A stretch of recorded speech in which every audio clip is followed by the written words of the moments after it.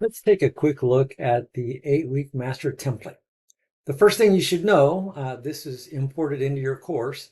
You will get a new banner that has your course ID and course name right here where you see MK620 and digital marketing.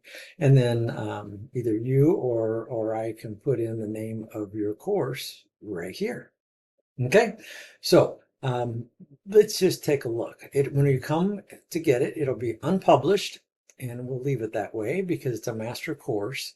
And we will just jump right into the modules area. So we can just start here on the left menu. Obviously, we could jump down here as well. So let's just go ahead and go into the modules. You'll see we have the getting started, that's traditional for all courses. So there should not be any changes needed here. In the About This course, you will modify your own course welcome that will be customized to this particular course.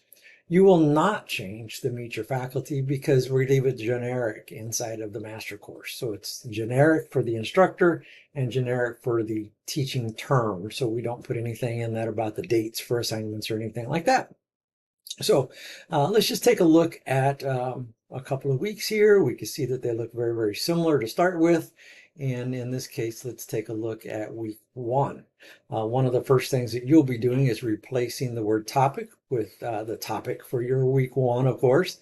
And then we'll go through the overview, lecture materials, discussion, assignment, and summary, which would be the basic components. If you want to have 2 discussions, you want to have 2 assignments, that'd be fine.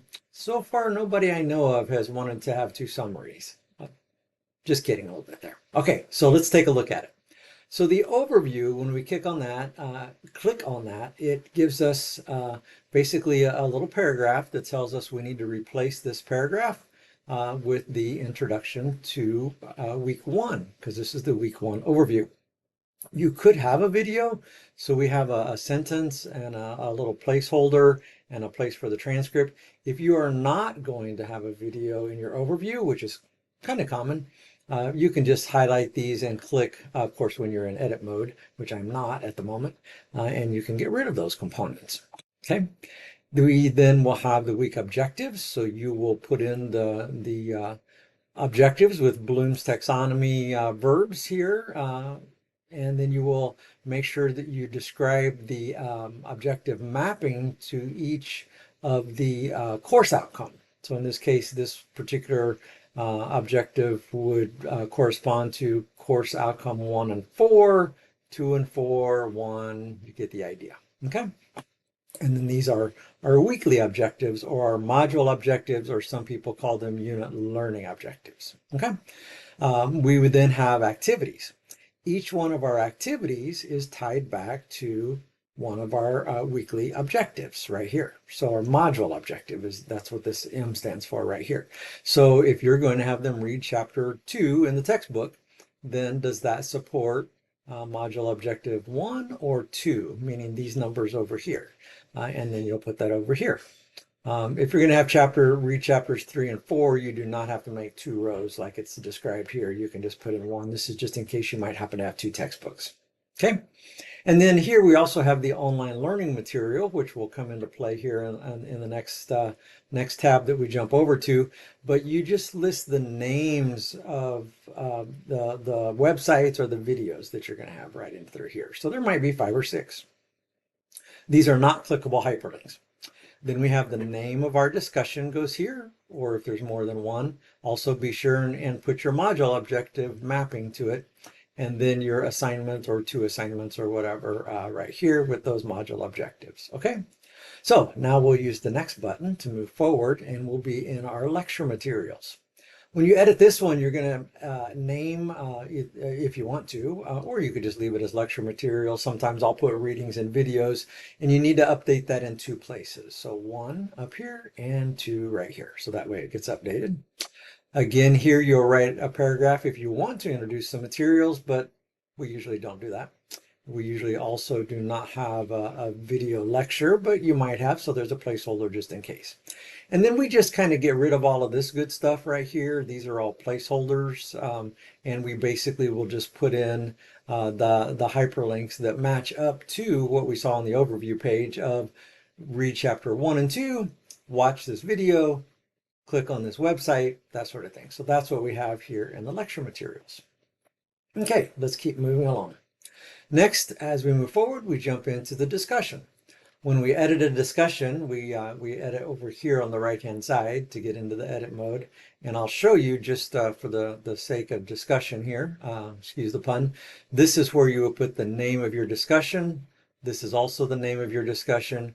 And remember that was also on the overview page. You can also, let me move my picture out of the way, you can also grab this, hover over it, left click and draw that down a little bit to give you some more real estate.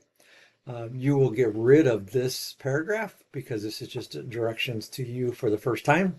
And then your discussion prompt will replace the yellow message that's there. Everything else might remain the same if that's good for you. We have this graded. You'll add the number of points. You can assign it to a discussion group. In this case, it's going to a group called discussion, so it should be fine. And we do not put due dates in when we're creating our course. I'm going to click cancel because I don't want to save this. Okay, let's go on to the assignment and the summary. So we'll just moving along a little bit quicker here. Again, your assignment instructions will go here, assignment title and assignment title in 2 places. And then you've got your submission instructions. If this is going to be an APA formatted paper, you want to put in how many pages or words, word count, 250 words is a page. So a 2-page minimum or a 500 word minimum, APA formatted with 2 citations within the last 2 years or 5 years. Those kind of bullet points would be added right here. If it's an informal paper, then you won't need anything like that. It'll be like maybe a journal, or just you could just say it's a 1-page Word document. That way it doesn't require a title page and references and that good stuff. Okay, I will show you in edit mode just real fast before we move on to the summary that we default to saying, of course you'll put in the number of points. We default to saying that it's going to be an online submission because that's typically what it is, where a student could leave you a message, could upload a file. We typically don't restrict the file types, but if you need to for your course, you can. Unlimited attempts is good, or you can limit it to a certain number. Do your plagiarism review if you want, group assignment, all that good stuff. And again, we do not put due dates. I'm going to click cancel. All right, and finally, we want to come along to the weekly summary. So think about the summary as the tell them what you told them, tell them what you taught them. So this would just be a short paragraph explaining what you taught them. Okay, let's jump back to the modules just to kind of get oriented again. We've now gone through each one of these components, and you'll see that each week has the same components at the beginning. And of course, you can duplicate these assignments and things like that if you need multiples. All right, that is about as quick as I can do. Oh, wait a minute. There is one more thing I want to talk about, which is rubrics. So you get to rubrics here on the left-hand side. Actually, there's 2 things I want to talk about. So we'll do rubrics. I did a right click to open it in a new tab to remind me, and I'm also going to left click here on the syllabus. This is the current AVLA syllabus template, and this is time for my disclaimer that everything that you have been seeing may be different by the time you see it, depending upon how we've improved the master course template. But this is the current template. So you'll want to left click here on the down arrow to download this document file in Word, and you will customize it to be your syllabus. Then you will come into edit and you will upload your syllabus, and you'll name it the course ID, syllabus, master. You can leave the date of the master version that you used if you want to.